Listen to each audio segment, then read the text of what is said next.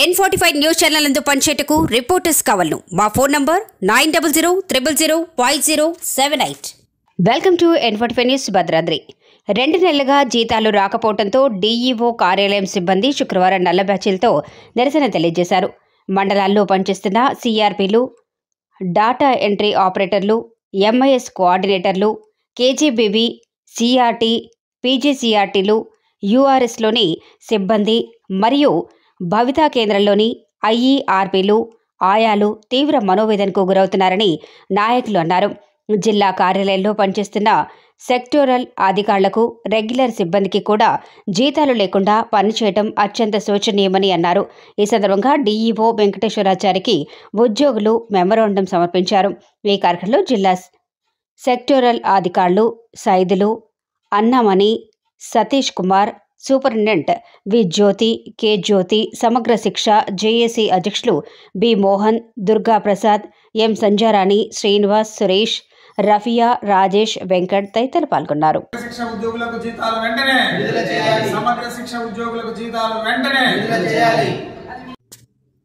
N45 news channel నందు పనిచేటకు reporters కావాలను మా phone number 9000005078. Welcome to N45 news Vizianagaram. సమ్మె చేస్తుంటే ఉద్యోగుల టెర్మినేషన్ ఉత్తర్వులు. సమగ్ర శిక్ష, KGBV contract outsourcing part time ఉద్యోగులు గత 17 రోజులుగా సమ్మె చేస్తున్నారు. 17వ రోజు సమ్మె సందర్భంగా చలో విజయవాడ ఎస్పీడీ ఆఫీస్ ముట్టడి కార్యక్రమం నిర్వహించడం జరిగింది. ఈ కార్యక్రమంలో పాల్గొన్న రాష్ట్ర జేఏసీ నాయకులు ఉద్యోగులను నిర్బంధించి అక్రమ అరెస్టులు చేయడం నిరసిస్తూ విజయనగరం కలెక్టర్ ఆఫీస్ వద్ద సమగ్ర శిక్ష, కేజీబీవీ ఉద్యోగులు కలెక్టర్ ఆఫీస్ గేట్ వద్ద నిరసన కార్యక్రమం నిర్వహించారు.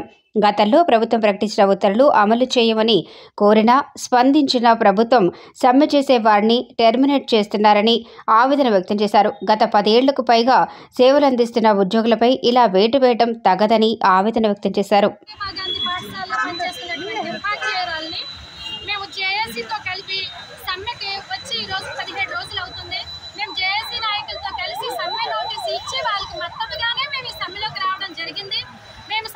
వచ్చామని చెప్పి మాకు ముందు సోకాస్ నోటీస్ ఇచ్చారు. సోకాస్ నోటీస్ ఇచ్చి 7 రోజులు అయ్యిందని చెప్పి మాకు నిన్న టెర్మినేషన్స్ ఇవ్వడం జరిగింది. అంటే ఉద్యోగాల నుంచి తీసేశారు. మేము 17, 18, 15 సంవత్సరాలు, నేను 13 సంవత్సరాలు, 18 సంవత్సరాల నుంచి మేము కస్తూర్బా గాంధీ పాఠశాలలో పనిచేస్తున్నాం. మేము ఆ పిల్లలకి నైట్ డ్యూటీలు చేసి, హాలిడే డ్యూటీలు చేసి, బయట ఉన్నటువంటి పిల్లల్ని తీసుకొచ్చి చదివించి ఈ రోజు కాలేజ్ వరకు వచ్చాయంటే కారణం మేము. అలాంటి వాళ్ళు మీరు జేఏసీతో కలిసి మేము రోడ్డు ఎక్కామని చెప్పేసి వాళ్ళని మమ్మల్ని వేరు చేయడం కోసము, వాళ్ళని మమ్మల్ని వేర్పాటు చేసి మమ్మల్ని స్కూల్కి పంపించడం కోసం చాలా ప్రయత్నాలు చేస్తున్నారు. మేమైతే జేఏసీ నుంచి విడిచే పరిస్థితే లేదు. ఏదైనా ఎస్ఎస్యూతో కలిసే ఉన్న వాళ్ళందరినీ రెగ్యులర్ చేయాలి. మేము గొంతమ్మ కోరికలు ఏమీ కోరలేదు. ఫస్ట్ జీవో నెంబర్ 5 ఇచ్చారు, ఎన్టీఎస్ అని చెప్పారు. తర్వాత జీవో నెంబర్ 24 ఇచ్చారు. 5లో మాకు కస్తూర్బా గాంధీ పాఠశాలకు లేదు అని చెప్పినప్పుడు 24 జీవోలో మా పేర్లు తీసేయాలి కదా. సరే, 25లో తీయలేదు, 24 జీవోలో తీయలేదు. మన రీసెంట్ గా 5 జీవో ఇచ్చారు. 5 జీవో కూడా ఇచ్చి ఎంటీఎస్ ఇమ్మన్నా మీ కేజీబీవీ పాఠశాల లేదు అని అంటున్నారు. మేము గొంతమ్మ కోరికలు కోరట్లేదు. మాకు ఇన్నిసార్లు జీవో ఇచ్చారు కాబట్టి మా జీవో మాకు అమలు చేసి ఎంటీఎస్ ఇవ్వండి అనే అన్నాం. మేమేమో ప్రభుత్వానికి వ్యతిరేకంగా ఉన్నామని చెప్పి మా మన్యం జిల్లాలో ఉన్న వాళ్ళని, మాకు శ్రీకాకుళం జిల్లా వాళ్ళకి అందరం కలిపి టెర్మినేషన్ ఇచ్చేశారు. ఎంతవరకు న్యాయం అని మేము అడుగుతున్నాం. అయ్యా జగనయ్య, ఇప్పుడు మీకు వినిపిస్తుందా? ఆడవాళ్ళు అందరం మీ చెల్లెళ్ళు, అక్కలు అన్నవే రోడ్డు మీద పడి ఏడుస్తున్నాం. మమ్మల్ని ఉద్యోగాల నుంచి తీస్తారే, మేము ఎలా బతకాలనుకుంటున్నాం? మేమేమి గొంతమ్మ కోరికలు కోరలేదు. మీరిచ్చిన హామీలే నెరవేర్చమని, సమాన పనికి సమాన వేతనం అన్నారు.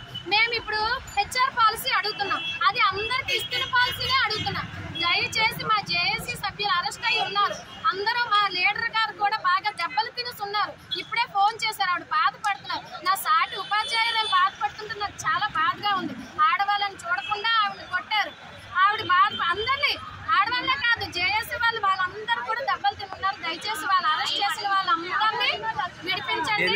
న్యాయం అడిగితే కొడుతున్నారు, న్యాయం అడిగితే ఉద్యోగాల నుంచి తొలగిస్తున్నారు, న్యాయం అడిగితే రోడ్డు మీద